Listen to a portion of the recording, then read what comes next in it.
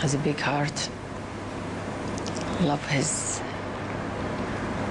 daughters, sons, grandchildren.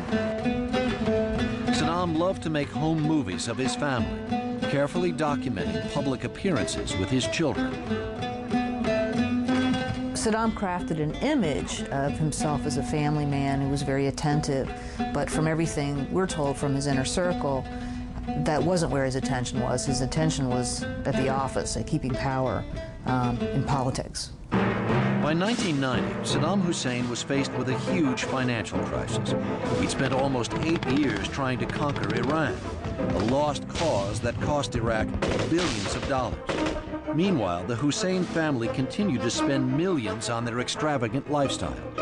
The dictator found himself in need of cash, and lots of it. So he set his sights on another oil-rich country, Kuwait. He saw a very simple way to enrich himself and to make himself appear to be more powerful, which was to march his troops and his relatively powerful army across the border and take over Kuwait, which was very poorly defended, easy geographically to conquer, and extremely oil-rich. On August 2nd, 1990, Saddam's army invaded Kuwait, a move condemned by the West. This will not stand. This will not stand, this aggression against Kuwait. What kept him going is this notion that his role in history would be grand. And I think, Saddam in his wildest fantasies was ruling not just Iraq, but all of Arabia. The Gulf War to liberate Kuwait began on January 17, 1991. Only 1 month later, it was all over. Saddam's forces were destroyed. Saddam tried to put a positive face on the crushing defeat, but behind closed doors, it was a bitter pill for him to swallow. He said, they've taken Kuwait from me. His eyes were filled with tears. They didn't roll down his face, but his whole face was filled with grief. He repeated, they've taken Kuwait from me, but I shall get it back again. One thing that remained intact after the war was the Hussein household. Saddam's family and most of his top aides had survived. And when he was later threatened with uprisings within Iraq's Kurdish and Shiite communities, his son Qusay was there to put them down.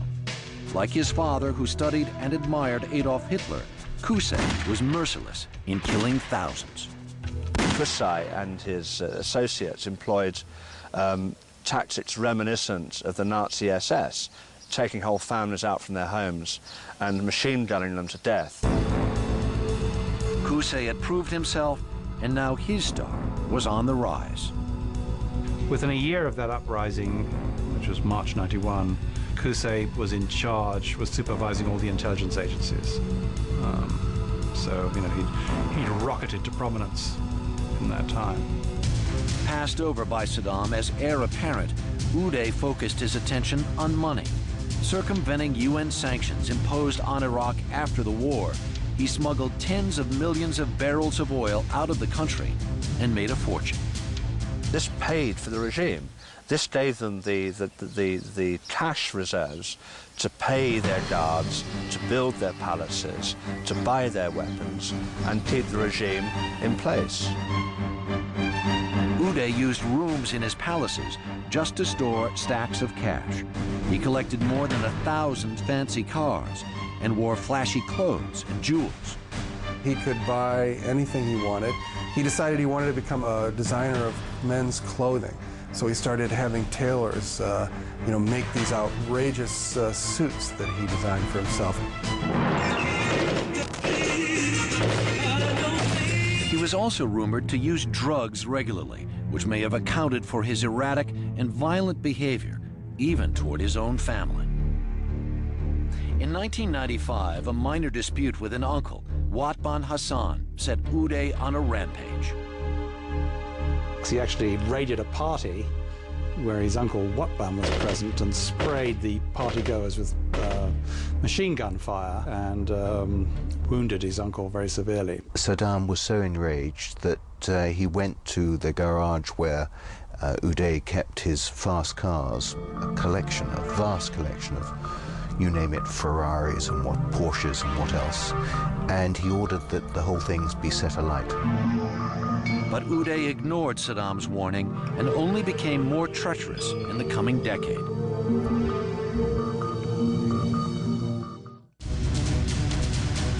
As Uday's behavior became more uncontrollable, he fell further out of favor with Saddam. This only made Uday's jealousy rage out of control. He began to take aim at all the relatives who threatened him. When he was the Rupert Murdoch of Iraq, if you like, and he had newspapers, radio stations, TV stations, and he would use these for his own political ends. And so he was attacking various members of his family. And there was no one he targeted more viciously than his brother-in-law, Hussein Kamel. Resentful of his influence and his relationship with Saddam, Uday was determined to discredit him. His men just went through everything to spy on Hussein Kamel, to get the dossier of dirt that Uday would present to his father. And by the way, Hussein Kamel was doing exactly the same thing as far as Uday was concerned. It would only be a matter of time before Uday would accuse Hussein Kamel of stealing millions from the government in weapons deals. On August 7, 1995, Hussein Kamel, his brother, and their wives, Saddam's two oldest daughters, fled to Jordan, where they were given asylum. In return, Hussein Kamel divulged some of Iraq's top secrets, including information on Saddam's weapons of mass destruction. Saddam was furious over the betrayal and ordered Uday to lure Hussein Kamel and the families back to Iraq. He understood how incredibly damaging it would be to have these two men in the custody of a country friendly to the United States. He understood that they were going to spill secrets about Saddam's weapons of mass destruction program. So he wanted to put a stop to that, and he wanted his daughters back. Both families returned to Iraq, believing Saddam's promises that they would be safe and that all would be forgiven. They were met at the Jordanian border by Uday with a group of bodyguards. The moment Uday saw them, his sisters, Rana and Ragda, were separated from their husbands, put in a separate convoy and driven to Baghdad. While held hostage in a family villa, Saddam ordered his daughters and sons-in-law to sign divorce papers. But this was not the end of Saddam's revenge. Uday arrived with a special unit of the Republican Guard. They surrounded the house and they bombarded it. And then the house caught fire. The brothers-in-law came out and were shot and killed. The main killing was undertaken by Uday, but the one thing that Qusay did was to take a video camera and record the whole thing. He then took the video back to Saddam so that Saddam could see that both brothers-in-law had been killed. For Saddam, nothing was too extreme when it came to protecting his immediate family, including murdering members of his own clan.